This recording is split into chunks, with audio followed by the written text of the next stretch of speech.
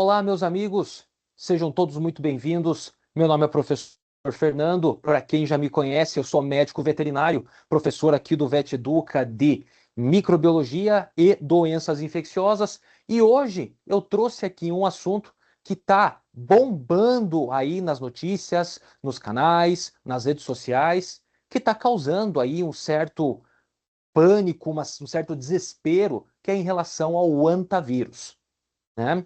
Esta doença, será que ela tem um potencial de causar uma grande epidemia ou uma futura pandemia? Será?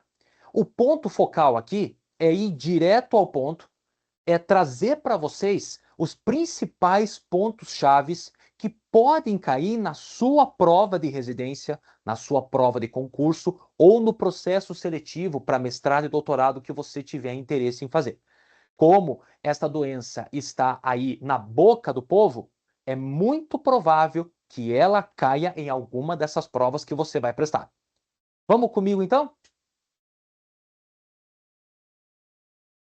Então, pessoal, eu trouxe aqui para vocês um dossiê básico, direto ao ponto, com os principais pontos chaves sobre o hantavírus. Primeiro de tudo, vamos fazer o seguinte: vamos começar aqui com uma questão de concurso, né? Já para a gente ir aquecendo os motores aí para nossa aulinha básica de hoje. Então vamos lá. Concurso público da Prefeitura Municipal de Vargem Grande. Em relação à hantavirose, é correto afirmar. Pausa o seu vídeo e tenta responder. Conseguiu? Vamos ver qual é a resposta certa? A resposta é a letra B, certo? Vamos lá. Para a gente poder trabalhar bem tranquilo aqui, vamos começar com este primeiro slide. O que nós temos aqui, pessoal? Nós temos o hantavírus, a representação esquemática do hantavírus. Primeiro de tudo, o que o hantavírus é? É um vírus que pertence à ordem Bunhiaviralis. Pessoal, pelo amor de Deus, muita atenção aqui. A ordem Bunhiaviralis era antigamente a família Bunhiaviridae. Esta família Bunhiaviridae, ela foi promovida à ordem Bunhiaviralis. E quando que isto aconteceu? Em 2017. Mas, se você procurar fontes mais atuais, estas fontes estão ainda com a nomenclatura antiga. Isto pode ser pegadinha de concurso, pode ser pegadinha de prova.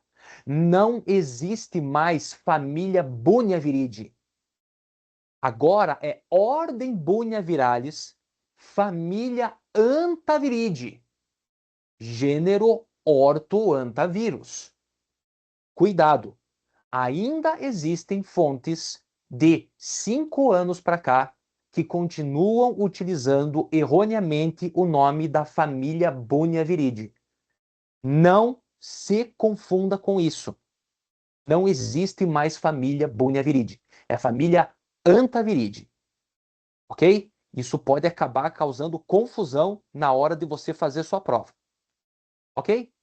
Bom, então, embora muitas espécies de hantavírus tenham sido identificadas em todo o mundo, apenas um número limitado desses vírus é conhecido por causar doenças em humanos, certo? Esse vírus, ele possui uma forma esférica, como os outros vírus que a gente já conhece, como influenza, coronavírus, né? E ele é um vírus envelopado. O que é um envelope viral? Vamos revisar. Envelope viral é uma dupla camada de lipídios. O que é o lipídio? Gordura. Então, a gente tem uma vantagem aí do hantavírus ser um vírus mais sensível quando comparado a outros vírus que não são envelopados, certo? Porque a partir do momento que você consegue usar uma substância que destrua o envelope viral, como álcool, como detergente, sabão, você está destruindo esse envelope viral e, consequentemente, inativando este vírus. Tá? Então, já temos uma vantagem aí. Tá? Eles têm um formato esférico compreendendo aí em torno de 80 a 120 nanômetros de diâmetro, que é isso o que a gente observa muito na literatura. Tá? Este envelope, ele circunda ali o núcleo capsídeo, e este núcleo capsídeo possui 3 genomas, 3 segmentos helicoidais de, de nucleotídeos, certo? Nós temos aqui, pessoal, o segmento S, o segmento M e o segmento L. Cada um deles tem uma função diferente, tá? Por que primeiro que eles têm essas siglas? S de small, M de medium e L de large, ou seja, segmento curto, segmento médio e segmento longo, segmento grande. Cada um deles tem uma responsabilidade dentro aí do antavírus. O que mais que nós temos aqui nesta figura? Nós temos essas glicoproteínas. Estas glicoproteínas, chamadas de G1 e G2, são as proteínas que se ligam às células dos hospedeiros e que vão causar aí as doenças. No caso do ser humano aqui, vai causar a ligação com as células do endotélio vascular e também com as plaquetas. A gente já vai entrar nessa questão da patogenia. Cada segmento desses tem uma responsabilidade dentro do vírus. Para vocês terem uma ideia, o segmento L, ele é responsável pela síntese da polimerase, uma enzima de extrema importância na replicação viral. Já o segmento M é responsável ali pela produção, nada mais, nada menos, do que as proteínas G1 e G2. Ok? Já o segmento S, ele é responsável, né, que é o menorzinho, pela proteína N do núcleo capsídeo. Então, estas proteínas que tem aqui ao redor do capsídeo viral são codificadas aqui por este segmento S. Então, cada segmento desse aí tem uma função diferente. Epidemiologicamente falando, então é uma carga global dividido em 2 hemisférios praticamente. Nós tínhamos lá aquele conceito que nós usamos até hoje chamado de Velho Mundo. Tá? Velho Mundo constituído ali pela Ásia, pela África e pela Europa. Já o Novo Mundo são as Américas. Existe uma diferença das antaviroses em relação ao Velho Mundo e ao Novo Mundo. A antavirose do Velho Mundo é conhecida como febre hemorrágica com síndrome renal. É uma doença que tem alta morbidade e uma menor letalidade comparado com as antaviroses que acontecem aqui nas Américas. Isto ocorre, segundo os cientistas, devido à variabilidade genética que existe entre uma antavirose, os tipos de antaviroses, os sorotipos e variantes que tem no Velho Mundo, comparado aos sorotipos que tem aqui na América do Sul. Então, por exemplo, no caso do Novo Mundo, né, da antavirose do Novo Mundo, nós temos a síndrome cardiopulmonar por antavírus, que é esta a de grande preocupação em saúde pública. Por quê? Porque ela possui uma alta taxa de letalidade e uma menor taxa de morbidade. Quando a gente fala em letalidade e morbidade, pessoal, entendam o seguinte: qualquer vírus não quer que nós morremos. Não quer que a gente morra. Os vírus, eles querem que a gente continue vivo para que haja, né, a multiplicação desses vírus. Por enquanto, o hantavírus está se comportando como um vírus de alta letalidade, podendo chegar aí a 50%. Alguns surtos já detectaram 60% de letalidade. Isto é ruim para o vírus, porque ele não consegue se disseminar com muita facilidade. Porém, será que pode acontecer futuramente alguma alteração genética a ponto de este hantavírus, causador da síndrome cardiopulmonar por hantavírus, acabar sofrendo uma mutação a ponto de matar menos e se espalhar mais? É isto que preocupa a Organização Mundial de Saúde. Certo?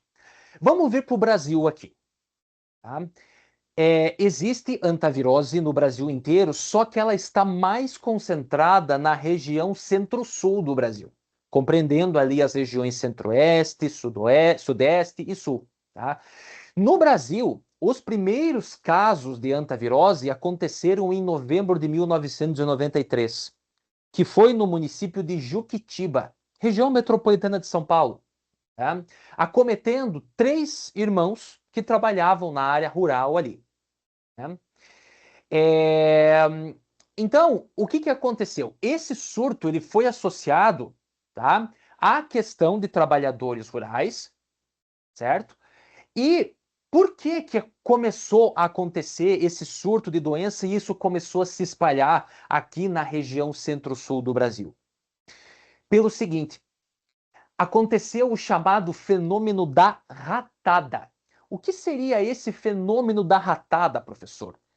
O termo ratada, pessoal, ele se caracteriza pelo um aumento exacerbado no número de roedores, certo? Em uma determinada área, né? Gerando aí uma superpopulação, e isso ocorre devido a várias situações, tá? Como, por exemplo, ó, maior oferta de sementes de um tipo de bambu chamado de taquara. Estas sementes de taquara é o alimento preferido dos roedores silvestres. Sabiam disso? Só que existem ciclos. Quando este ciclo da taquara diminuiu, né? O que os roedores silvestres fizeram? Eles tiveram que sair em direção a outros alimentos e começaram a se espalhar pelas regiões aqui mais do sul do Brasil, consequentemente aumentando os surtos de hantavirose. Certo? Então, 81% dos casos acontecem em zonas rurais, 76% são homens, né, cometidos por homens, tá? Com uma predominância de entre 20 e 49 anos. E vale lembrar, né, pessoal, que isso é uma doença ocupacional. Tá? O fator ocupacional é uma forte associação a atividades agrícolas, desmatamento, limpeza de galpões. Por quê? Que é isso que nós vamos falar sobre a questão da transmissão. Urina e fezes de rato acabam se ressecando no ambiente. A poeira levanta uma grande quantidade de aerossóis. Esses aerossóis são inalados pelos trabalhadores e, por meio, né, do trato respiratório, estes vírus vão começar a sua patogenia ali, principalmente na região dos capilares e alvéolos pulmonares. Aí é que entra a questão das variantes. Por que existem esses nomes? Variante Araraquara, variante Juquitiba, variante Castelo dos Sonhos. Estas variantes recebem o nome do local onde elas foram primeiramente detectadas. Tá, professor, mas foi detectado a variante Juquitiba. Aí depois foi detectado a variante Araraquara. Quer dizer que são variantes diferentes, ou seja, elas são geneticamente diferentes? Sim. Se por acaso o mesmo vírus, Juquitiba, infectasse pessoas em Araraquara, que fosse realmente o mesmo vírus Juquitiba, consequentemente, ia continuar se chamando Juquitiba. Só que quando houve o surto em Araraquara, que fica a mais ou menos 270 quilômetros da capital de São Paulo, né, de São Paulo, capital, eles descobriram que era um outro vírus. Ele era geneticamente diferente do vírus Juquitiba. Então, opa, descobrimos uma nova variante. Esta foi a variante Araraquara, amplamente distribuída no Cerrado e na Caatinga. Ela é uma das variantes mais patogênicas. O grau de patogenicidade de um vírus, ele está intimamente ligado à força e o código genético das proteínas de adesão. Então, suspeita-se que as glicoproteínas G1 e G2, lembra que a gente viu lá no início? Suspeita-se que as glicoproteínas G1 e G2 tenham uma sequência de aminoácidos que se ligam mais firmemente, causando uma resposta imunológica mais forte e causando, consequentemente, uma doença mais grave. Isto são suposições que os cientistas já, né, tiveram. Né? É igual às outras doenças, como nós vimos no coronavírus, onde nós tínhamos a variante Delta, que foi uma variante extremamente temida. As últimas variantes que tivemos e a variante que está circulando atualmente do coronavírus são variantes menos patogênicas. Vale lembrar que também nós temos a ajuda das vacinas e assim por diante. Falando em vacinas, já anota aí. Para o antavírus, não existe vacina ainda. Estas glicoproteínas G1 e G2 são as responsáveis por sinalizar o sistema imunológico do hospedeiro, causando a resposta imune humoral. Porém, o estudo com estas glicoproteínas G1 e G2 ainda não trouxe um resultado de um imunizante eficaz contra a antavirose. Certo? Então, até o momento, nós não temos uma vacina contra a antavirose. Certo? Bom, a variante Juquitiba, predominantemente nas áreas de Mata Atlântica, tá? Que a gente já falou ali da questão do bambu, da taquara, certo? E a variante que nós temos também chamada de variante Castelo dos Sonhos. Por que ela tem esse nome? Porque ela foi detectada pela primeira vez num distrito chamado Castelo dos Sonhos, que pertence ao município de Altamira, que fica no interior do Pará, em média, 800 quilômetros da capital Belém. Certo? Então ele circula em áreas de transição entre cerrado e floresta amazônica. O que está na boca do povo? Tá? O que está aí sendo difundido na mídia, meus amigos? O vírus Andes, que foi este vírus que foi detectado causando antavirose em passageiros de um cruzeiro. Qual é a preocupação desse vírus Andes, tá? Que está localizado ali entre o Chile e a Argentina, ali na parte de Ushuaia e assim por diante? Qual é o fator crítico? É o único antavírus conhecido com documentação comprovada de transmissão interhumana. Certo? Pessoa a pessoa, contato próximo, fluidos corporais.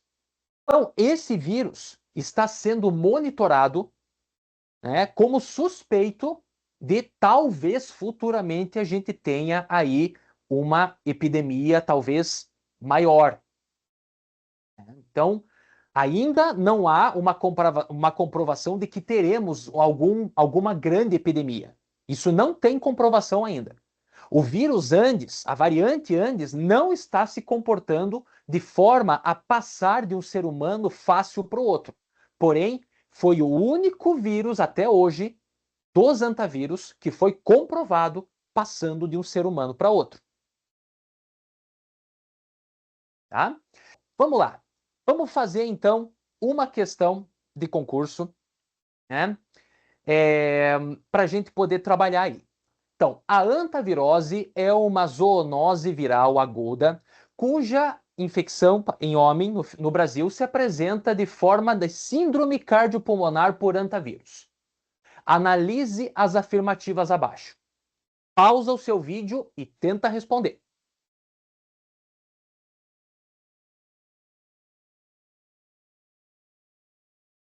Conseguiu responder, pessoal? Vamos ver qual que é a resposta certa? A resposta certa é a letra D, ou seja, apenas a afirmativa 1 e 2 são verdadeiras. Por que que a afirmativa 3 é falsa? Então está escrito lá: a antavirose é causada por uma bactéria pertencente à família Antaviridae, gênero Orthoantavírus. Aqui tá super tranquilo, né? A gente falou que a antavirose é causada por um vírus envelopado que possui 3 segmentos genéticos. Não é causado por bactéria alguma. Ah, professor, mas essa questão aí é muito fácil. Pois é, meus amigos. Mas muita gente, se não estudar antavirose, erra questão assim. Por incrível que pareça. Tá? Bom, em relação aos reservatórios silvestres, o que, que nós temos aqui? Roedores silvestres, morcegos e marsupiais. Anota aí, tá? Para você não errar. Não existe evidência de transmissão de antavírus entre morcegos e humanos e marsupiais e humanos. Já foi detectado o antavírus nessas espécies, mas até hoje nunca houve relato de caso de transmissão pelo morcego ou pelos marsupiais. Isso significa que é impossível? Não. Mas se a gente não tem relato, a gente ainda tem que falar que ainda não há evidência sobre isso. O principal alvo das espécies que nós temos aqui são os roedores. E um fato curioso, os cientistas, eles observaram que as diferentes variantes do antavírus, elas são praticamente espécies específicas. Então, né, por exemplo, a variante Araraquara, ela se adapta no Necromis lasiurus, que é uma espécie de camundongo, de um roedor. E assim por diante. A variante Juquitiba, outra, a variante Castelo dos Sonhos, outra espécie. Não significa, obviamente, que se é espécie específico não seja zoonótico. Mas não se sabe explicar o porquê que são, né, espécies específicas desses vírus.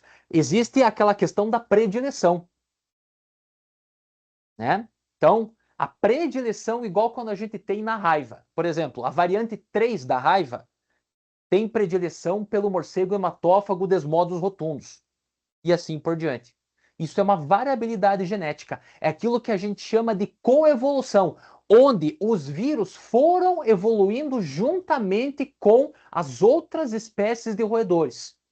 É uma evolução conjunta, aquilo que a gente chama de coevolução. Então, quando a gente fala sobre a questão da transmissão, vamos lá, pensa comigo. Qual é a fonte de transmissão do antavírus? Roedores silvestres. Primeiro de tudo, tá? Então, todos os antavírus até então identificados, eles são transmitidos para o homem por meio dos mesmos mecanismos. Tá? Geralmente, então, pela via aerógena, tá? Inalação de poeira, aerossol contaminado com urina, fezes, né? Que tem as partículas virais, tanto em ambientes fechados como abertos, né? Aquilo que a gente chama de ambientes artificiais e naturais, fechados ao ar livre. Outras formas mais raras, já observadas, né, da transmissão do antavírus, tá, foram descritas tais como, por exemplo, ingestão de água e alimentos contaminados, e isso faz todo sentido. Né? Já foi detectado a chamada forma percutânea. Cuidado, o antavírus ele não tem a capacidade de atravessar a pele intacta, mas por meio de feridas ele vai atravessar. Tá? Ou seja, contato do vírus também com mucosas, conjuntiva, então a ponto de manipular um local que passou ali o camundongo, deixou suas excretas ali, tinha o antavírus e você foi lá, manipulou e não lavou a mão, acabou cutucando o olho, cutucando o nariz, botando a mão na boca. É uma probabilidade? Sim, não se descarta essa probabilidade. Tá? Principalmente em profissionais que também trabalham, visitam laboratórios de alguns biotérios contaminados, que fazem aí as pesquisas com o antavírus. Na Argentina, embora tenha sido considerado um evento raro, tá? Foi descrita então essa transmissão aí pessoa a pessoa, incluindo transmissões por meio de infecções hospitalares, né? Associado aí ao vírus Andes, certo? E com uma curiosidade também, meus amigos, sem causar pânico e alarde, mas já foi detectado pela variante Andes a transmissão pela amamentação. Mas vamos lá. Transmissão transmamária e transplacentária em roedores ainda não foi bem descrita, mas relato de caso de transmissão transmamária, né, por meio da amamentação de mãe para filho já foi relatado. Entre os roedores, como que é feito, como que acontece essa transmissão? Tá? Se dá horizontalmente, mais frequentemente entre os machos por meio de mordeduras, disputas de territórios, né? Inalação dos aerossóis contaminados com partículas virais. Isso aqui é crucial, gente, para você não cair em pegadinha de concurso. Eu não trouxe essa questão aqui para vocês, mas teve um concurso de 2020 que havia duas alternativas corretas na questão. E essa questão foi anulada, dizendo que era falsa a alternativa que dizia que a transmissão entre um camundongo e outro se dava somente, única e exclusivamente por meio de mordeduras e contato com a urina. Falso. Isso também acontece por uma questão de aerossóis, de inalação de aerossóis. Então não faz sentido dizer que a transmissão entre roedores está somente pelo contato direto ou por meio de mordeduras, certo? Eu lembro que essa questão foi anulada na época, né? Porque tinha essa questão que eles diziam, essa alternativa que eles diziam que era falsa, e tinha uma outra lá que era verdadeira, mas na verdade as duas eram verdadeiras, certo? Então vamos lá. Falando em questão de concurso, vamos trazer mais uma questão aqui. Então, presta atenção lá. Sobre o reservatório da antavirose, assinale a alternativa correta. Pausa o seu vídeo e tenta responder. Vamos lá. E aí, conseguiram responder? Essa tá tranquila, né? Novamente, ela tá tranquila porque nós estamos falando sobre isso, nós estamos com o assunto fresco na cabeça. Porém, se você não estuda a antavirose, como qualquer outra doença, se você não estuda, você não sabe o que causa, como é transmitida, quais são os reservatórios, se tem ou não algum tipo de hospedeiro final ou intermediário. Tá? Então, qual que é a resposta correta aqui? É a letra B. Então, roedores silvestres podem carregar o vírus por toda a vida sem adoecer. Certo? Agora, olha só, quando a gente fala em espécies, pessoal, quero fazer um adendo aqui. Você talvez já deva ter se perguntado, ou alguém deva ter perguntado para você, ou surgiu aquela dúvida: será que o meu cão, o meu gato, está sujeito a se contaminar com antavírus? O que vocês acham? Então, os estudos que tem até hoje já detectaram anticorpos anti-antavírus em cães, gatos, suínos, bovinos. Porém, detecção de anticorpo não é a mesma coisa do que doença clínica. Até o momento, nunca houve relato de doença clínica em cães, gatos e outros animais domésticos por antavírus. Da mesma forma, nunca houve nenhum relato de caso de, se por acaso um cão se contaminar com o antavírus, que ele fique doente, elimine esse antavírus e contamine o responsável pelo animal. Mas, quando te perguntarem, será que isso pega em cachorro e gato? A resposta é, já foram detectados anticorpos anti-antavírus em cães e gatos. Porém, nunca foi detectado que esses animais adoeceram pelo antavírus. Correto? Certo? Muito bem. Então vamos continuar aqui. A parte da patogenia. Patogenia é um assunto que é muito temido nas doenças infecciosas. Os alunos têm muito medo de estudar a patogenia. Por quê? Porque a patogenia envolve um monte de nome complexo, professor. É muito complicado a gente entender o que acontece durante aí essa doença, né? Enfim. Mas vamos lá. Quais são os pontos chaves aqui? Qual é a glicoproteína que se liga as células do hospedeiro, no caso, o ser humano. Lá no caso do antavírus, a glicoproteína 1 e 2. Aquelas espiculazinhas lá que nós vimos. Lembram disso? Muito bem. Então vamos lá. O que esta glicoproteína 1 e 2 fazem quando entram? Então vamos supor que eu inalei o antavírus. Tá? Este antavírus, quando ele chegar lá no meu pulmão, o que tem no pulmão? Um monte de capilares sanguíneos. Por quê? Porque é ali que o sangue vai ser oxigenado nos alvéolos pulmonares. Estas glicoproteínas do vírus, G1 e G2, elas são um imã. Elas têm afinidade, elas têm tropismo pelas chamadas integrinas. O que é uma integrina, professor? Pelo amor de Deus. Então nós temos a célula do nosso organismo e existe uma proteína transmembrana. O que seriam essas proteínas transmembrana? São proteínas que ligam o interior da célula nossa à matriz extracelular. Ela vai de dentro para fora da célula. Aí o antavírus se liga por meio destas integrinas. Certo? As células, né, endoteliais, que nós chamamos, que vem dentro ali do sistema cardiovascular, das artérias e veias, são um dos principais locais de replicação do antavírus, bem como os macrófagos. Além disso, pessoal, onde que tem bastante integrina? Em nada mais, nada menos do que nas plaquetas. As plaquetas são extremamente importantes para quê? Para a coagulação sanguínea. Sem plaqueta, meu amigo, a hemorragia é certa. Sem plaqueta, meu amigo, não tem como estancar extravasamento vascular. Então, tanto a síndrome, a febre renal causada pelo antavírus, como a síndrome cardiopulmonar causada por antavírus, elas têm esse tropismo por células endoteliais. Após essa replicação viral, o vírus ele se espalha pelo organismo todo. No caso dessas integrinas, nós temos umas integrinas específicas, né, que fazem parte das células do endotélio vascular, né, das plaquetas também, que são chamadas integrinas beta 3. É esta integrina que é o alvo da glicoproteína G1 e G2 do antavírus. É por meio desta glicoproteína que os antavírus vão se ligar às integrinas e vão causar aí todo esse estrago. Tá? Então, a infecção viral, quando ela entra na corrente sanguínea, vai desencadear uma resposta imune extremamente exacerbada. Vai ativar os mecanismos de defesa.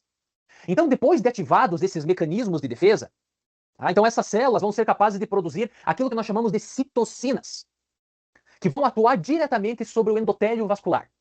Além de estimular macrófagos a produzirem mais citocinas, fator de necrose tumoral, interferon e assim por diante, e vai aumentando a permeabilidade vascular, chamada de permeabilidade capilar.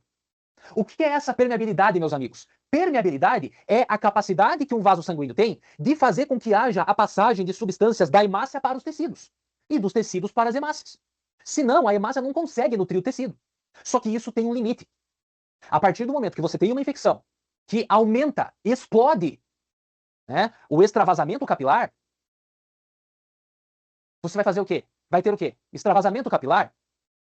Vai ter o quê? Hemorragia. Hemorragia. Além disso, estas hemorragias ocorrendo nos pulmões vai resultar também em edema pulmonar, causando a síndrome da angústia respiratória aguda, uma característica comum na síndrome cardiopulmonar do antavírus.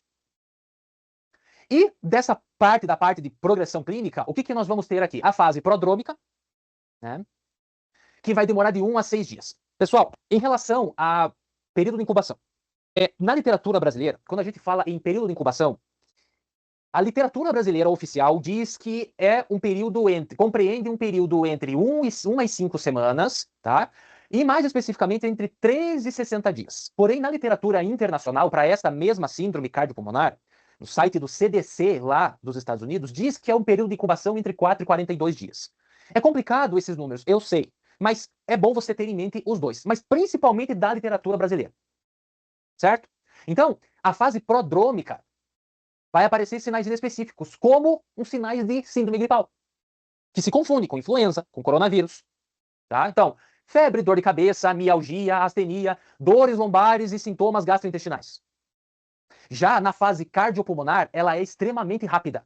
Muito rápida.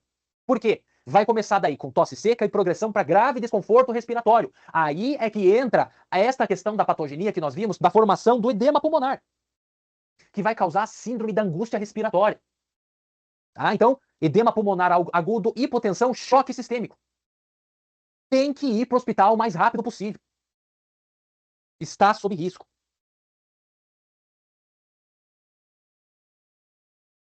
Falando sobre a parte de diagnóstico laboratorial, inicialmente, para, né, essas novas cepas que vieram aqui para o Novo Mundo, era utilizada a imunofluorescência direta. Em relação ao diagnóstico laboratorial, para essas cepas do Novo Mundo aqui, foi utilizado, primeiramente, a imunofluorescência indireta. Ela era muito utilizada, tá? Hoje em dia ela não é mais usada, tá? Mas é só para trazer o histórico. Tá? Ela era usada mais como uma técnica assim de seleção. Por quê? Porque naquela época não tinha antígenos dessas novas doenças aí para detectar essas doenças nas pessoas aqui do Novo Mundo. Tá? Só tinha antígenos específicos das doenças do Velho Mundo. Das doenças, das antaviroses que acometiam os europeus, asiáticos, né, africanos e assim por diante. Tá?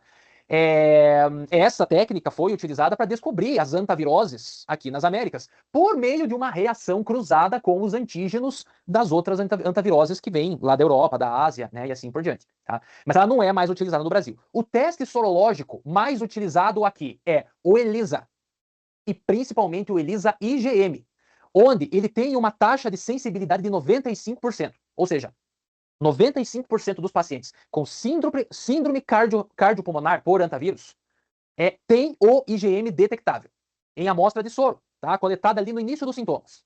Então, é um método efetivo para o diagnóstico da antavirose. Já o caso do ELISA IgG é para uma questão de inquérito soroepidemiológico. Então, por exemplo, se você quer fazer um inquérito soroepidemiológico em uma determinada população, se ele já tiver um contato com esse antavírus. Porque vale lembrar, vamos lembrar lá da imunologia. O IgM é uma imunoglobulina que cresce bastante e depois declina. Já o IgG, ele cresce e fica por longos períodos ativos circulantes no organismo dos hospedeiros. Esses testes de ELISA com IgG, né, buscando a imunoglobulina IgG, também são utilizados nas pesquisas, até mesmo no sangue de roedores. E bem como nessas pesquisas que eu falei para vocês de detecção de anticorpos circulante anti-antavírus em animais domésticos. Certo? Bom, para a biologia molecular, pessoal, nós temos aqui o método do RT-PCR, tá? Que é mais utilizado para fragmentos de órgãos. Então, por exemplo, fragmento de pulmão, coração, fígado, rim, baço, tanto de pessoas que vieram a óbito, como também de roedores, né? Eutanasiados, enfim. Né? Vale lembrar, pessoal, que os roedores, eles adquirem o antavírus, mas eles não adoecem. E eles podem permanecer com este vírus por toda a vida deles. Qual que é a vida média de um camundongo, por exemplo, o camundongo silvestre ou o ratos novérticos? Em torno de 1 a 2 anos. Então pode, durante toda essa vida dele, ficar, né, com esse antavírus circulante. Por isso que ele é uma fonte de contaminação, por isso que ele é um reservatório. Certo? O que existe também? A imunohistoquímica, também utilizada como diagnóstico pós-mortem. Ela tem sido muito útil em casos fatais para a confirmação da presença do antígeno viral em fragmentos de órgãos, né? De órgãos humanos mesmo, certo? Existe também o isolamento viral, tá? Que até não está no slide, mas eu queria trazer para vocês da mesma forma. Existe um isolamento viral por meio de cultivo celular, certo? Em cultivo de células vero. Vero é o termo que nós utilizamos para células de rim de macaco verde africano. Tá? Uma linhagem chamada de E6. As células vero, elas são muito utilizadas para métodos de isolamento viral. Tá? Existem também células de carcinoma de pulmão humano e também cultura primária de células de pulmão de rato. Então, são técnicas de isolamento viral, porém, elas são menos utilizadas porque exige um nível de biossegurança alto, para laboratórios de nível de biossegurança número 3 e número 4. O antavírus, para quem conhece essas técnicas de isolamento viral, ele não causa lise celular, mas ele se liga a essas células vero, ou células de pulmão, ou células de carcinoma humano, e por meio da imunofluorescência direta, você consegue daí detectar esses vírus no microscópio de fluorescência, né, que ele é um microscópio já diferente, utilizando um corante que é o isotilcianato de fluoresceína. Bom, precisamos, obviamente, então, falar sobre a questão da prevenção, né? Medidas como antirratização ou desratização. A gente precisa fazer um bloqueio físico de edificações, vedação de frestas, buracos. Então, tudo aquilo que a gente conhece já do nosso dia a dia de controle de roedores é uma medida que pode, né, proteger várias pessoas da hantavirose. Higiene ambiental segura. Não adianta você fazer tudo bonitinho dentro de casa, lavar as mãos e tudo mais, se você tem um monte de entulho no seu quintal. Se você tem restos de comida. Se você tem, por exemplo, um animal de estimação e você tem ração espalhada por tudo quanto é canto. Isto é um chamariz para roedores. Tá? E equipamentos de proteção individual quando for fazer limpeza de locais que tem muita poeira, locais que são depósitos, porões, né, galpões, para evitar a exposição aos aerossóis. Vamos fechar, então, o nosso assunto com a nossa última questão de concurso aqui? Então, presta atenção lá. A hantavirose é uma doença emergente que pode apresentar manifestações pulmonares e cardiovasculares graves. Sobre seus aspectos epidemiológicos, assinale a alternativa correta. Pausa o seu vídeo e tenta responder para a gente fechar com chave de ouro. Vamos lá, então. Vamos ver qual que é a resposta certa? A resposta, então, é a letra E. Por que a letra A está errada? Então, vamos lá. Tá escrito lá. Ó. Trata-se de uma zoonose de transmissão predominantemente urbana, relacionada principalmente à proliferação de pombos em grandes centros urbanos. Falso, tá? Primeiro, ela é predominantemente rural, por meio da manifestação, né, e proliferação de roedores silvestres. Letra B, tá errada por quê? A transmissão ocorre principalmente por vetores hematófagos silvestres, especialmente mosquitos do gênero Hemagogos. Que doença seria? Agora vamos ver lá. Que doença seria essa que a letra B está se referindo? Nada mais, nada menos do que a febre amarela. Fica a dica. Hemagogos, tá? O Aedes aegypti também pode transmitir a febre amarela, tá? E os mosquitos do gênero Sabetes. Anota aí, ok? Letra C. Os reservatórios naturais do hantavírus são mamíferos urbanos do peridomicílio, como cães e gatos domésticos. Falso. Novamente, já foi detectado anticorpos anti-hantavírus em cães e gatos, mas nunca foi detectada a doença nessas espécies animais. Então, cuidado com esse tipo de informação aí, certo? Letra D. A síndrome pulmonar por hantavírus apresenta evolução lenta e progressiva, caracterizada principalmente por fibrose pulmonar crônica. Não! Tá? A síndrome cardiopulmonar, ela é rápida e progressiva. E por quê? Extravasamento vascular causando um rápido edema pulmonar. Ok? Então, resposta certa era a letra E. Então, pessoal, então nós ficamos por aqui. Deixo o meu contato aqui para vocês no final desse slide. Um grande abraço, fiquem bem, mandem suas dúvidas para mim. Grande abraço e até a próxima, se Deus quiser. Valeu!